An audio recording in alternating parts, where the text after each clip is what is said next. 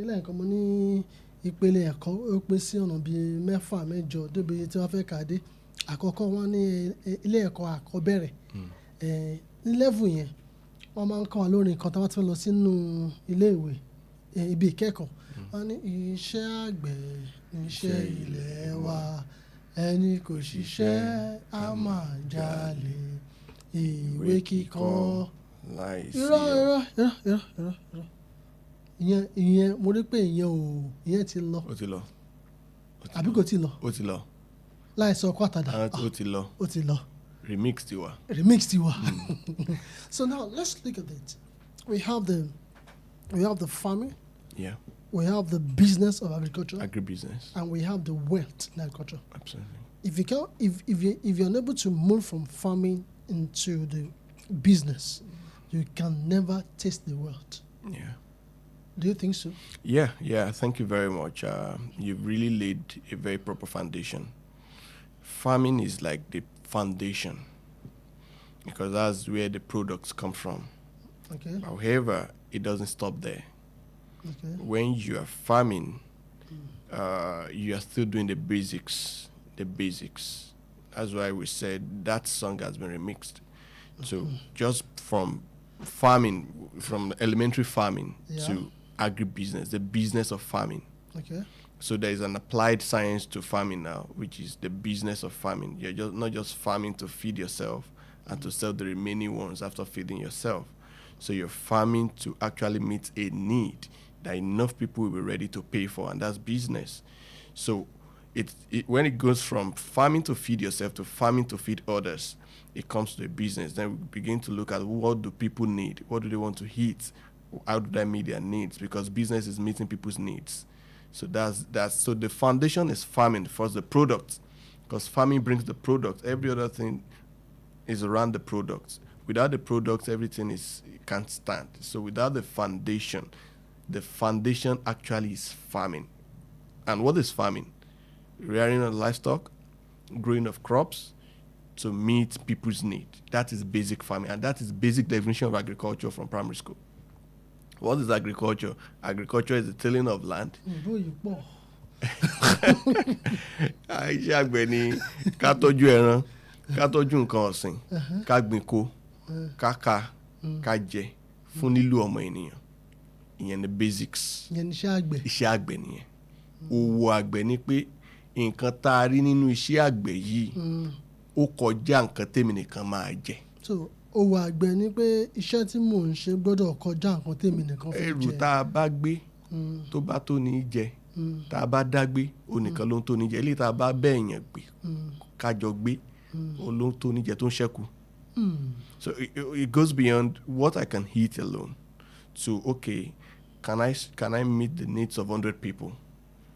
Okay, oko tí mò ń dá yìí 1.5 acres yìí, gàrí tó bá jáde ń bẹ̀, èèyàn kóńgò mélòó ni mo fẹ́ jẹ lọ́dún, mélòó ni mo lè tà, tó bá ti ń di pé mo fẹ́ tà, owó ti ń wọlé. Cause owó ni pé àwọn èèyàn sanwó fún yálà a máa pè ní product or service. People will pay for your product or pay for the services you're rendering to them. So, and that's where business comes in. Okay. So it transits from just farming to the business of farming. Now from business, that's where we now talk about systems and structures. We now scale it to wealth creation. Okay. Ṣé mo pọ̀ ọ̀jọ̀gbọ́n ni wọ́n? Wọ́n ní ká máa wuyè kan tó ti kà nísìnyí. Adúpẹ́ lọ́wọ́ Ọlọ́run, abayín bẹ́ẹ̀ ni. Ṣé wọ́n gan kàwé bá? Abayín bẹ́ẹ̀ ni. Ẹ ṣé. Now let's now break it down. Ẹ mọ̀ ọ́ ní táyé bá yí. Agbọ́dọ̀ bá yí. Agbọ́dọ̀ bá yí ni. Bá a fẹ́ bá a kọ̀ ẹ́ bá yé yí ni. Bẹ́ẹ̀ni. Ìgbà tá a ṣe geography wọ́n ní ayé máa ń yí ni. Wọ́n ní ayé ò dúró. Kò dúró. So báyé ṣe ń yí nìsín ó fẹ́ okọ̀ wá bá yí. Bọ̀ ibi tó bá bá yí sí ó kù sí ẹ lọ́wọ́. Bí a kò bá yí síbi tí ó ti máa dáa tàbí kó yí síbi ìdàkejì ó kù sí ẹ lọ́wọ́. But nísìnyí tá bá wo the structure of agriculture nowadays. Years back, talking about decades back, our population was within 50 million, 30 million. Now the global population was around 1 point something billion, but now we are talking about our own population is about 220 million. Yeah. Africa is about 1.2, 1.3 billion. The world is moving to about over 7, moving to about 9 billion. Now there's a fear. Everybody pay bow and pay Ben.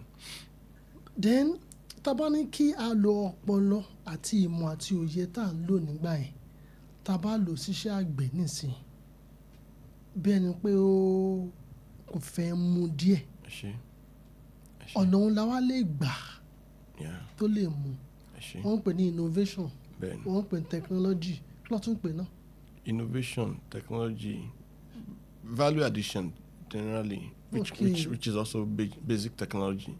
Adding technology into so ọ̀nà wo la lè wá gbà ọ̀nà wo làwọn àgbẹ̀ lè gbà tó lè fi kúrò ní iṣẹ́ àgbẹ̀ yẹn tó lè wá add technology mọ́ kó lè wọnú òwò àgbẹ̀. Mo dúpẹ́ fún ibi tẹ́ ẹ gbà wọlé yẹn. Màá kọ́kọ́ bẹ̀rẹ̀ látòrí pé Yorùbá ní aṣọ ìgbà là ń dá fúngbà. Aṣọ ìgbà là ń dá fúngbà. Ajá àwòyí ló mọ ìwòyí ilé. Ẹ tún mi pa. Ẹ ṣé mo dúpẹ́. Tí a bá rìn bó ṣe yẹ ká rìn. Tá a bá tọ̀ bó ṣe yẹ ká tọ̀. Ẹran nídìí ló máa ń dà. Ó máa dẹran nídìí. Àkọ́kọ́ ni pé there's a population surge. By 2030, Nigeria is going to be the third most populous nation on earth. Wọ́n fi yé wa wípé tó bá fi máa di 2030, which is just about 2050 in Nigeria is going to be third most populous. That's I'm gonna move láti 220, 240 actually. I'm gonna move the 400. World population I'm gonna move láti 7 billion, see 9.7, see 10 billion. There's going to be 70% more food needed to feed the people. Now, if we continue the same way we've been doing, is there not going to be a problem? Subsistence agriculture, no value addition. Even beyond subsistence agriculture, if you continue, as you said, if you continue the way tá bá ṣe yìí ebi á pa àwọn èèyàn. Àwọn èèyàn á rí àgbàdo wọn á pè ní gold because ibi tó máa scarcity because the supply will be so minute you would not be able to meet the demand. And there's going to be scarcity and let's look at what people of note have said in the next few years, the next generation of billionaires, the next generation of billionaires are coming from agriculture because there is a surge in demand. And economics, ibiti demand ba wa, ibe market wa. Now, how do we do it? 20, 30 years ago, there's an aging population. The population of farmers àgbàlagbà ni kò sọmọdé irúgbà táwa bẹ̀rẹ̀ iṣẹ́ àgbẹ̀ yàtọ̀ sí pé wọ́n bí mi sí ìdílé àgbẹ̀ pé mo gbà láti kẹ́kọ̀ọ́ àti ṣàgbẹ̀ láti ṣàgbẹ̀ ó ti lé lógún ọdún sí 25 years actively. I remember 20 years 2005 actively decided that this is what I want to do. Pé mo lọ lé àná o wọ́n béèrè pé iṣẹ́ wo ló ń ṣe o mo lè fọwọ́ sọ̀yà pé iṣẹ́ àgbẹ̀ ni mo ń ṣe tí ó dẹ̀ ní sí tìjú. Now, the first problem is there is the population surge. The next one is the aging population of farmers. Àwọn ọmọdé àwọn ọ̀dọ́ ò fẹ́ ṣàgbẹ̀ mọ́. Tọ́mọ tí ń bá dé tó bá ní pé bá mi àgbẹ̀ mo fẹ́ kọ́. Ṣé bọ́mọ èèyàn lèmi náà? Ọmọ èèyàn lèmi náà. Èmi mú àwọn ọmọ tèmi lọ oko. Máa gbé ó yá o ẹja lọ oko bóyá lè dọjọ́ wájú kan náà àwọn ò tiẹ̀ ṣe wọ́n á tiẹ̀ mọ̀ pé à ń lọ oko àjọ lọ tọ́jú adìyẹ àjọ lọ tọ́jú ẹja àjọ lọ gbìn kòkó àjọ lọ gbìn ọ̀pẹ àjọ gbìn gbá àjọ gbà o tó bá dọjọ́ wájú náà àwọn ò ṣe màmá ẹ̀ pé mo ṣe ìwọ̀n tí mo lè ṣe. That's the first thing. Now it now moves to the first point of call is the younger people must first embrace agriculture, but they can't embrace the old agriculture. They can't embrace the way it used to be. My own father was a farmer, even though he was educated. It's always drudgery. A máa lọ fi ọkọ́ àtàdá roko bí éka méjì ká tó rò kan tán ìmíì ti kún, so we are always worn out. Mo rántí ọdún kan lọ́hùn tá a gbin ẹ̀gẹ́ a lọ mú lébìrà àwọn èèyàn wa tó máa ń bá a ṣe ńgbà tí lébìrà ru ẹ̀gẹ́ rúrúrúrúrú ó bá nù ògbówó mẹ́pọ̀ ń lọ pé ṣé bẹ́ẹ̀ ní alákọ̀wé lẹ́yìn tó dákọ̀ yìí ni kí ló dé adẹ̀rú ẹ̀gẹ́ látàárọ̀ dálẹ́ ó bá kọ àwa nìkan sídìí ẹ̀ lébìrà sá lọ. Now agriculture has to transit from what it used to be to what, number one, the goal is to feed more people. And if you're going to feed more people, the dynamics of production must change. Technology needs to come in because iṣẹ́ tó bá jẹ́ pé wọ́n nìkan ló ń dá ṣe, there's a limit to it because there's a limit to your strength. There's a limit to your strength. So agriculture has to build in now. We're coming to agribusiness now. We want to feed 220 million people. Nigeria still imports more than 70% of its food needs. That's a calamitous statistics. 70% oúnjẹ tá à ń jẹ Nigeria. Let me tell you another statistics. Nigeria is between 1 to 10 of those that have the largest size of arable land in the world. Yes. We have over 70 million hectares of arable land. Highly underutilized or unutilized. More than 50% of this is not utilized. Brazil has less than 20% of what we have. But because, yes, I'm very sure of that, but because there is an infusion of technology, wọ́n fi technology mọ́ nǹkan tán ṣe. Ilẹ̀ tó bá jẹ́ 1 plot, tí technology bá wà lórí ẹ̀, ó better ju ilẹ̀ 10 acres tí ò sí technology lọ. Now, kí ni technology? Technology ni pé a lè ran èmi gẹ́gẹ́ bí àgbẹ̀ lọ́wọ́. Pé okay olórí ilẹ̀ tí mò ń dá yìí o ó yẹ kí n rí lórí 1 hectare for example that's 2.5 acres ipe mo fẹ́ gbin àgbàdo lórí ẹ̀ kàkà kí n fi ọkọ́ àdá tàbí kí n kó àwọn lébìrà kan ro tí n bá fi tractor ṣe tí n bá ní pé okay tí mi nìkan bá ṣe tí n bá rí 1.5 tons ó pọ̀ jù 1.5 tons of maize tí n bá náwó tractor kọ́ lọ́n pèsè owó tàbí kí n rẹ́ nìkan yá mi kí n ṣe kí n rí 5 tons àbí 3 tons. That is double the yield. Ó pè mí ju kí n dá ṣe kí n rí 1.5 sí 1 ton because tí n torí 1.5 yẹn ẹ̀mí á ti fẹ́ ẹ̀ bọ́.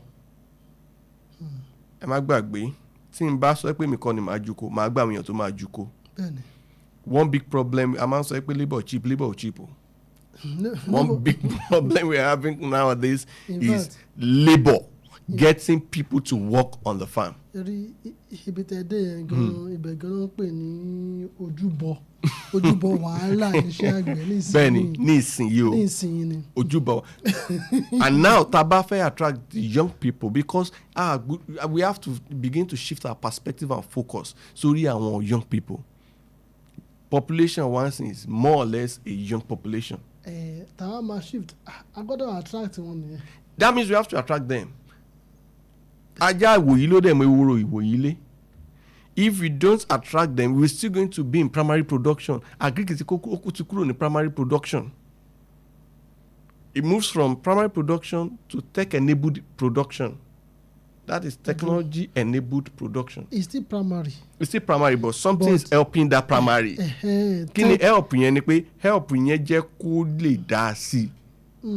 Ó reduce labour. Ó increase yield. Again, it's tí mò ń sọ. Ó reduce labour. Ó increase yield. Ó wà acceptable culturally. Ó wà dignifying. A pé inú mi dùn pé. Kí làwọn Gen Z máa ń pè yẹn náà wọ́n ló ń jó.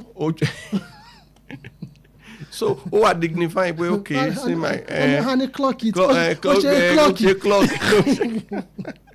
Ó wà dignifying pé okay for example ẹni tó ń ṣe tó sin adìyẹ ayé òde òní mo rántí a ṣe program kan last year a gba award lé lórí globally kí la ṣe ni wípé inú ibi tá a ti ń sin adìyẹ a kó sensor síbẹ̀ pé okay tó rú bá mú jù alarm adónulé tí ammonia bá pọ̀ jù nínú ilé adìyẹ alarm yẹn á dún tó bá ti kọjá threshold tí òtútù bá mú jù alarm yẹn á dún. Kí ni simple thing tá a ṣe àkó sensor àpẹ àwọn yunifásitì ẹ fi ṣe final year project yín ẹ ṣe pioneer project yẹn develop sensor yẹn ẹ jẹ́ ká deploy sínú poultry house. Láyé àtijọ́ báwo la ṣe mọ̀ ẹ̀pá ammonia ni a bá ti gbọ́ òórùn tó dàbí òórùn ìtọ̀ nínú ilé adìyẹ àti sẹ́pà ammonia by the time tá a bá dẹ̀ fi máa gbọ́ òórùn yẹn tí imú bá fi máa gbọ́ òórùn ẹ̀ àti mọ̀ pé wàhálà ti dé. But sensor á ti sọ fún wa pé wàhálà ń bọ̀. So sensor yẹn ó lè rí di pé ammonia concentration tó wà ní ìbáyìí rẹ̀. Ó rèé. Tí o wá ní pẹ́tọ̀ ammonia yìí ti ju bí a 10%. Ó ti lé sí o. Ó ti lé sí o ẹ wá nǹkan ṣe sí o. Ẹ wá kó. Bóyá ẹ máa kó lítà ni bóyá ẹ gbúdọ̀ wá nǹkan ṣe sí. Kò yẹ kí wọ́n dúró rí sensor nìkan. Ìgbà tí ammonia ìgbà tí sensor sọ fún pé ó ti kún ìgbẹ́ adìẹ ti kún ẹ wá kó ẹ̀ṣẹ̀ wọn lọ wá lébọ̀ tó ẹ̀ṣẹ̀ wọn máa kó lítà. Díẹ̀ là ń yẹ sọ̀lẹ́kù.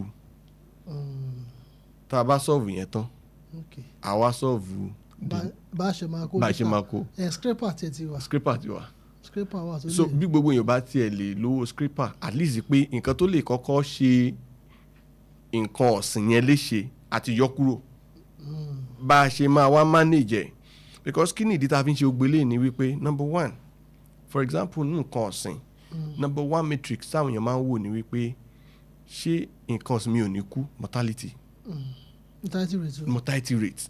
If you can reduce mortality rates, your production efficiency will increase.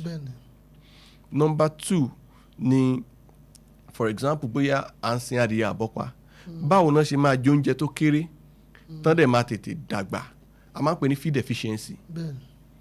Táwọn nǹkan matrix yẹn bá ti wà ta tíkẹ̀ pé ókè o wọ́n jẹ oúnjẹ báyìí o wọ́n dàgbà o wọ́n gbé wọn tán bá ti gbé wọn èrè wọ́n tẹ̀síwájú. Ìkẹta ni pé báwo ni wàhálà wa kò ṣe ní pọ̀ jù tí òfin ní fi iṣẹ́ yẹn sú àwọn tó ń ṣe that's labour efficiency. Tí a bá ti yọ àwọn yẹn kúrò a rí i pé profit á increase tí profit bá ti increase tọ́mọ tó bá sọ pé ok ọ̀dọ́ ọmọkùnrin wa gbaṣẹ́ ìjọba bóyá wọ́n fún un ní 100,000 lóṣù ó sọ pé bàbá tí n bá jókòó tí oko àgbàdo mi lọ́dún kan ó mà níye tí màá pa ẹ lọ paṣẹ ìjọba tì màá jókòó tó kó adìẹ mi tí n bá jókòó tó kó adìẹ 500 sí 1,000 tí n bá ṣe cycle 6 lọ́dún tí mò ń rí 500,000 ṣé tí n bá lọ ilé àná tí mo ké agbádá sọ́rùn tí mo kẹ́gẹ̀ẹ́ sí ṣé wọ́n ní sọ pé ọ̀gá nìyá múdà apology fáwọn tí ó ń jẹ múdà. No, sincerely lóòtítọ́ lódodo ó yẹ ká ṣojú òpó sílẹ̀ ṣùgbọ́n ká tó ṣojú òpó sílẹ̀ ọ̀pọ̀lọpọ̀ ìgbà ni a máa ń rò pé akitiyan ló máa ń dọ̀rọ̀. ṣé kí n sọ̀rọ̀ sí ẹ jẹ́ kí n kàn sọ kankan ẹ máa sorry to cut you short. Ṣé ẹ rí ọ̀rọ̀ lójú òpó? Ó ní o. Ó lójú òpó. Ó ní. ẹn tí ò ń bo. Kò ṣe Lagos Calabar o. Ọ̀rọ̀ lójú òpó ẹn tí ò bá mọ ojú òpó ọ̀rọ̀ kò sí bóyá fẹ́ sáré tó àfi tí Ọlọ́run bá ràn lọ́wọ́. Akitiyan wà ń bẹ o. Ó wà ń bẹ. Lénìí àti lọ òkè àti lọ odò àti lọ wá àti lọ ẹ̀yìn tí a bá gbé ìgbésẹ̀ àwọn pè ní principles. And principles are universal. Principles are universal. They are non-negotiable. If you don't put in the principles of wealth creation, either in agribusiness or in any business, forget about it. You're just beating about the bush.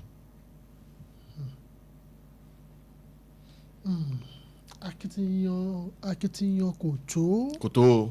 Akitiyan ò tó. Ó nílànà tá à ń tẹ̀lé. Tá bá wo àwọn tó ń lákitiyan jù ní àgbáyé yìí àwọn àgbẹ̀ ni. Àgbẹ̀ ṣe akitiyan. Akitiyan àgbẹ̀ pọ̀ síbẹ̀ kẹ̀dẹ̀rẹ̀ tá wọ́n máa fi àgbẹ̀ wọn lórí tẹlifíṣàn.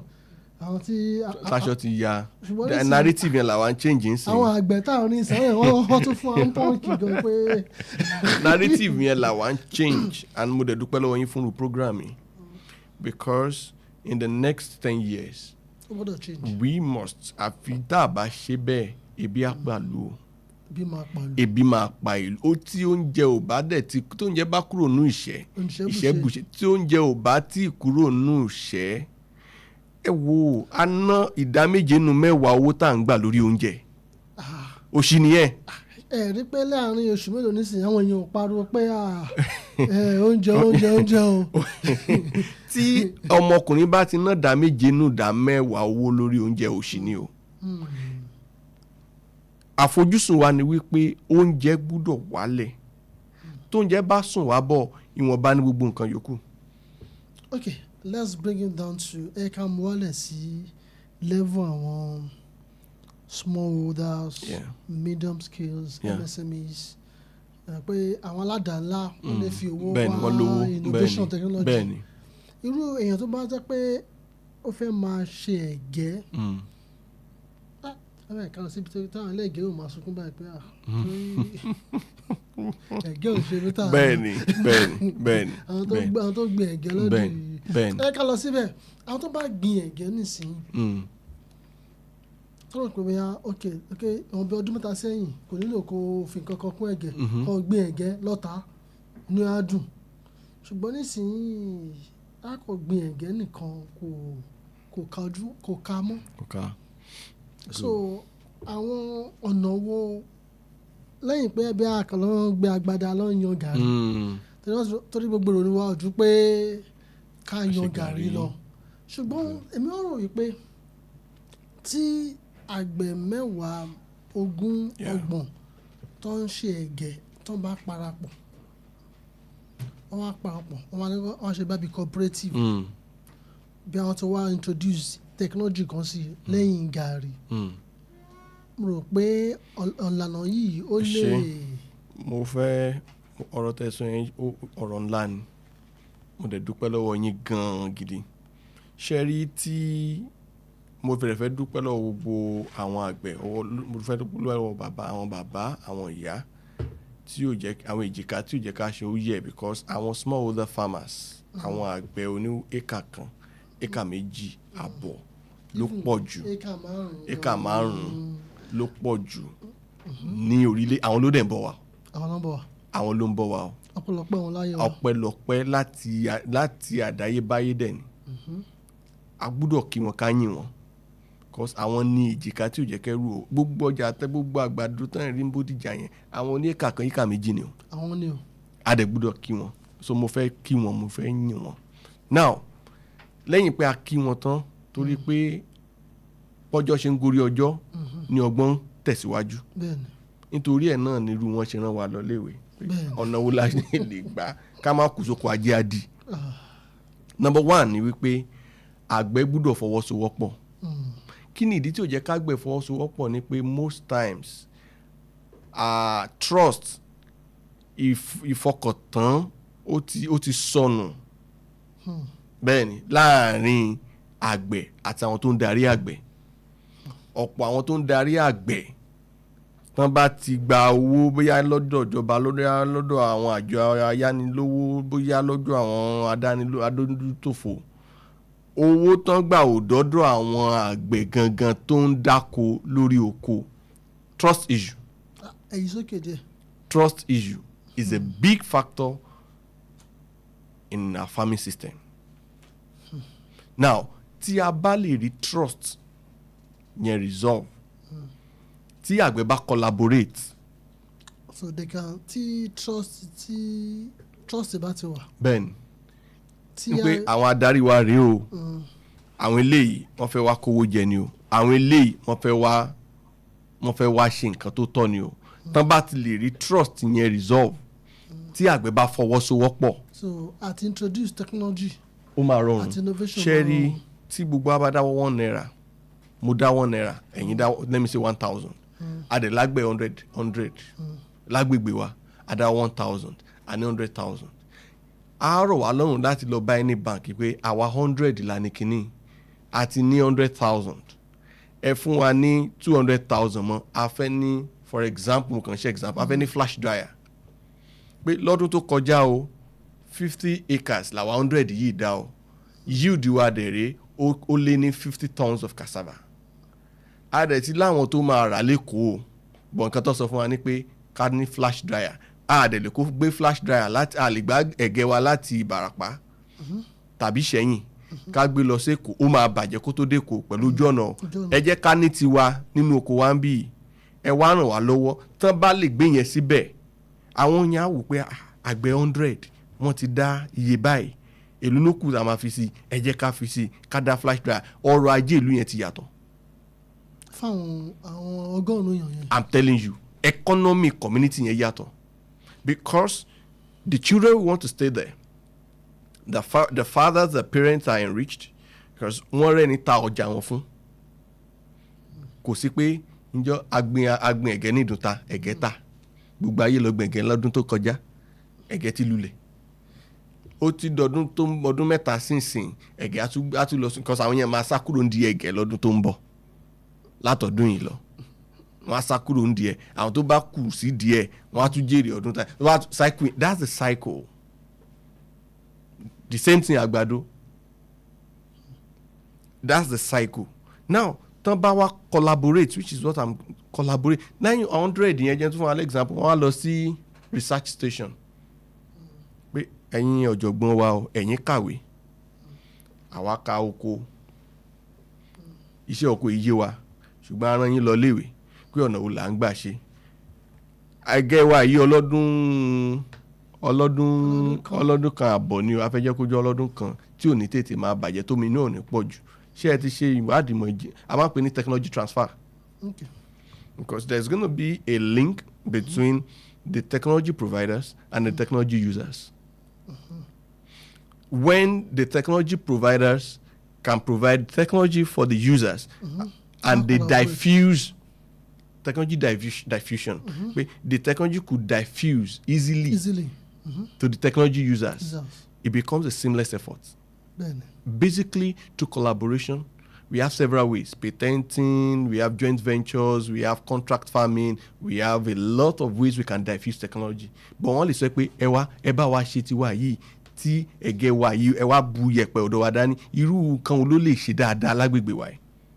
Tinú tayọ̀ làwọn onímọ̀ ìjìnlẹ̀ á sọ pé okay ẹ jẹ́ ká ṣe ìwádìí ìmọ̀ ìjìnlẹ̀. Collaboration is key to growth ní ìdíṣẹ́ àgbẹ̀. Pé èmi nìkan mo ń dá ṣe èmi nìkan ayé yẹn ti kọjá sẹ́yìn. That is the innovation we bring. Innovation ṣe dandan pé idea yẹn wá látọ̀run. A kàn yí díẹ̀ padà ń bẹ́ẹ̀ ni. A yí díẹ̀ padà ń bẹ́ẹ̀ ni. Pé àdánìkan ṣe. Ó ti kúrò ní level yẹn. Ọ̀rọ̀ àgbẹ̀ ń ṣàdánìkan ṣe mọ́. Ó ti kọjá abẹ yẹn. Tá bá fẹ́ gòkè àgbájọwọ́ ni. So wá láti àgbẹ̀ research station àwọn tó máa tà fún àwọn tó máa lò àtijọba náà. Ìjọba náà wà ná so it's a conundrum it's ó fọ́nkálé kákó tí community by community dẹ̀ ni. Okay àwọn márùn-ún à ń sin adìẹ broiler lọ́dọ̀ wa ẹnì kọ̀ọ̀kan ní 1,000 capacity àwọn márùn-ún yẹn adẹ̀ ń ṣe lẹ́ẹ̀mẹ́fà lọ́dún àwọn márùn-ún yẹn ń ṣe 5,000 capacity. Ẹ mọ̀ pé easy la lè lọ bá any fast food chain tàbí restaurant pé lóṣooṣù ẹ máa máa rádìẹ 5,000. ní oṣù méjì lóṣù méjì ẹ máa rádìẹ 5,000. Ẹ wá wo bí tá a ti ń ṣe ẹ wá wo bá a ṣe ń ṣe. Tá bá dẹ̀ ní market collaboration pẹ̀lú yín a lè increase 5,000 di sí 15,000. Tán bá gbé proposal yẹn dání táwọn yẹn bá approve ẹ̀ tán bá gbé proposal yẹn dání kan lọ sí BOA pé ẹ wò ó a ní order 10,000 chicken every 2 months ọ̀nà wo lẹ fẹ́ fi bá a rìn. Ìyẹn la wá ń pè now ibi tí à ń lọ gan nìyẹn the wealth creation part of agriculture. Ibi tó bá ti ń di pé à ń lọ BOA yẹn à ń pè nǹkan ní systems and structures.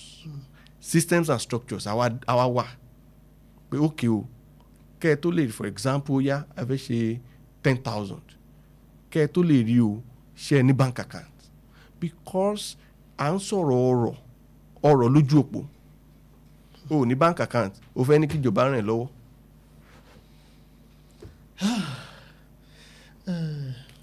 ṣe rí i pé omi yìí ó gara díẹ̀. A dúpẹ́ lọ́wọ́ Ọlọ́run. Ọ̀jọ̀gbọ́n Lámídé Akíntárò ẹ ṣé. ààrẹ ọjọ́ Músolókun kó tó di pé a fi àfẹ̀dàgbètò yìí lónìí, kí ni òyìnbó pè ní parting shot, kí ló ń kan pàtó tẹ́ fẹ́ fún àwọn àgbẹ̀? Torí ẹ̀kọ́ kan tó ń láti mú lọ lónìí ni pé mo lè dá oko dá, ṣùgbọ́n mi ò gbọdọ̀ ní pé mò ń dá iṣẹ́ àgbẹ̀ ṣe. ẹ ṣe. Mo lè dá oko dá, ṣùgbọ́n iṣẹ́ àti òwò àgbẹ̀ mi ò lè dá ṣe. So mo wá nílò ìrànlọ́wọ́ àwọn tájọ ń ṣe lágbègbè, collaboration kájọ wá fọwọ́pawọ́pọ̀, ìfọwọ́sowọ́pọ̀, ká build technology, ká wá máa wọ̀ pé ọ̀nà wo la lè máa fi gbé iṣẹ́ wa lárugẹ díẹ̀ sí. Kí ni ìmọ̀ràn kan tẹ́ ní fún àwọn àgbẹ̀ ká tó wà lórí ètò yìí? Ìmọ̀ràn tí mo ní ni pé lágbára Ọlọ́run àdúrà ni màá fi bẹ̀rẹ̀, torúkọ àdúrà ló ṣe pàtàkì. Iṣẹ́ wa Ọlọ́run á fèrè sí, kò sẹ́ni tó mọ̀ ọ́n ṣe bí ìbáṣepọ̀ Ọlọ́run fèrè sí. Now lẹ́yìn ìyẹn wá nìyí ni pé àgbájọwọ́ la fi ń sọ̀yà, àjòjì ọwọ́ kan kò gbẹ́rù dórí. Ẹ jẹ́ kí àgbẹ̀ kan fọwọ́sowọ́pọ̀. Wọ́n ní Yorùbá bọ̀, wọ́n ní tá a bá pàtó pọ̀ ìtọ́ máa hó, a bá pa ìtọ̀ pọ̀ ìtọ̀ tó ṣe bí òwe fáwọn àgbà. Tí a bá fọwọ́sowọ́pọ̀ a máa dùn yàn jẹ fáwọn tó fẹ́ yàn wá jẹ. Ẹ ṣeun tí a pè yín tí ẹ jẹ́. Ẹ ṣé, mo dúpẹ́. A ó sì máa rí yín bá. Ẹ ṣé atọ́kùn. Títí ọjọ́ mẹ́jọ tí a tún máa pàdé ní orí ètò ọ̀rọ̀ àgbẹ̀ on West Radio 89.3 FM. Ẹ̀yin àgbẹ̀, torí ẹ̀yin gangan ni a ní ọ̀rọ̀ bá sọ lónìí. Ìgbìyànjú yín àmọ́ o, ṣùgbọ́n ìdùnnú wa ni pé kẹ́ kúrò ní àgbọn ìgbìyànjú, kẹ́ wá wọ́ sí òpó ìlọ́rọ̀, kẹ́ wá máa jẹ àwọn ọ̀rọ̀ tó wà ní iṣẹ́ àgbẹ̀. Ayé àtijọ́ ni pé mo lè ṣe àgbàǹgbà, mo lè dá ṣe. Ayé mo lè dá ṣe, ayé yẹn ti lọ. Ayé tó wà nísìn ni pé ayé ìfọwọ́sowọ́pọ̀ ta fi ń sọ̀yà òun lọ́wọ́ ayé ta wà nísìn. Ẹ jọ̀wọ́ bó ti wù kó rí, ẹ jẹ́ ká ní bá ṣe ń fọwọ́sowọ́pọ̀ ká lè gbé iṣẹ́ yìí lárugẹ. A lè rí jù báyìí lọ lórí ètò ọ̀rọ̀ àgbẹ̀. Ẹ dẹ̀ mọ̀ pé ọ̀rọ̀ àgbẹ̀ every action matters. Ìgbésẹ̀ ò lẹ́yìn ń gbé, ìgbésẹ̀ ò lèmi ń gbé. Ìlànà wọn là ń tọ̀ láti mú ìdùnnú bá gbogbo ènìyàn. So what part are you taking to ensure that everybody enjoy the beauty and the wealth in agriculture? So until next week again when we come your way, remember that every action matters. My name is Daniel Ogunsola. Don't change the dial.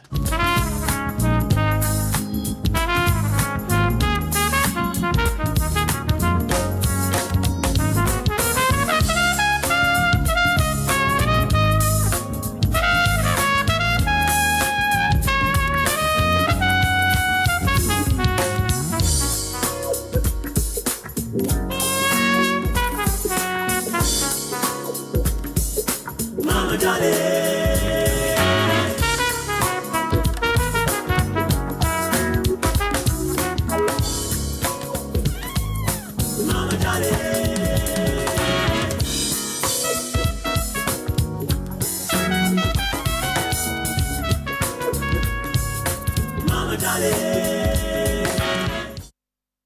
Ẹ̀fílẹ̀ ẹ má yí kúrò, Wells Radio 89.3 FM níbẹ̀ gangan lẹ wà.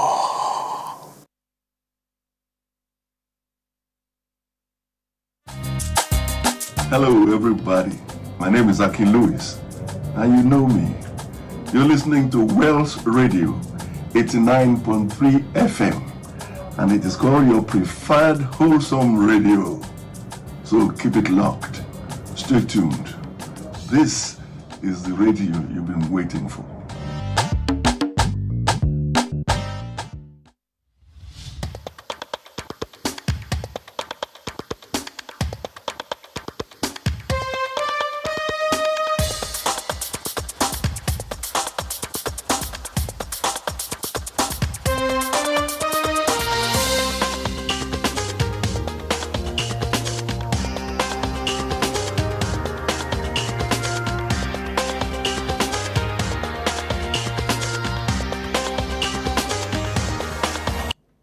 Hello, good afternoon. Here is the news update on Wells Radio 89.3